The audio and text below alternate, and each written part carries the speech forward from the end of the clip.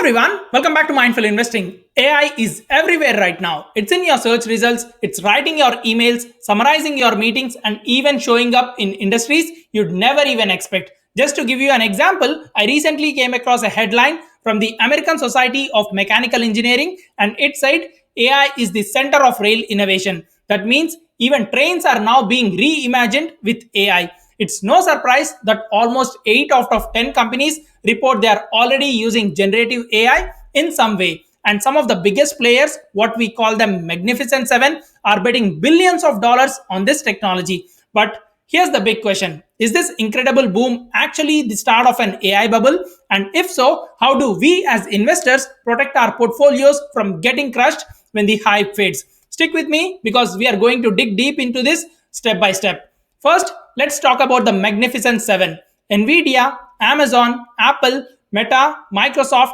Tesla, and Alphabet. Year to date, four of them, Google, Meta, Microsoft, and Nvidia, are each up more than 20% as of early September 2025. And they're all spending billions of dollars on AI infrastructure, research, and products. That sounds great, right?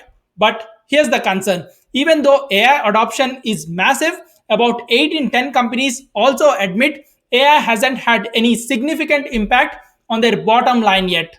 Think about that. Companies are pouring money into AI, stock prices are soaring, but for most businesses, AI hasn't made them more profitable. At least, not yet. That's exactly the kind of disconnect that makes some investors nervous about a potential bubble. It's not just retail investors asking these questions. Big names like Ray Dalio, Alibaba's Joe Tsai, economists, and even Sam Altman from OpenAI have all raised same concerns that an AI bubble might be forming. In fact, one economist went as far as saying AI has already become a bigger bubble than the dot-com era of the 1990s. Here's what makes it especially risky: the level of concentration in the stock market. As of August 2025, Nvidia alone made up 8% of the entire market cap of the S&P 500, and the top 5 companies in the index now account for nearly 30% of its weight. Back in 1990, that number was closer to 14%. So, if AI stocks collapse, the whole index, and by extension, your portfolio, if you are in the S&P 500 index funds, could take a big hit. But here's where things get interesting. Unlike the dot-com era where companies with no earnings were being bid up to crazy valuations, today's AI leaders like Nvidia and Microsoft actually have real fundamentals. They have earnings, profit margins, and in many cases, rising cash flows. In other words, yes, valuations are stretched, but this isn't the exact same setup as the late 90s when negative earnings companies were driving the market higher. That doesn't mean there's no risk, but it does mean today's AI hype has a stronger foundation compared to the dot com bubble. Even with all this data, we still have a feeling what if the bubble pops? So let's play out the scenario. If an AI bubble does pop, it could mean major stock losses for companies like Nvidia, Microsoft, or Meta. Because of their massive weighting in the S&P 500 index, those losses would drag the entire index down. And since so many ETFs and retirement funds are tied to the S&P 500, the pain would spread across millions of investors. That's why this isn't just about the AI, it's about the structure of the stock market.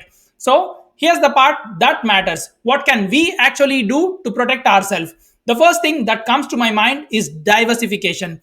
That simply means don't put all your eggs in one basket. By spreading your money across different sectors, asset classes, or even geographies, reduce the risk that one sector collapses, wipes you out. For example, if AI stocks crash, but you also hold healthcare, energy, or consumer staples, those might cushion the blow.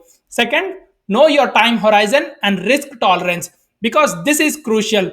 If you are investing for the long term, like 10 or 20 years, you can ride out the volatility. But if you need cash in the short term, you may want less exposure to highly concentrated sectors like AI.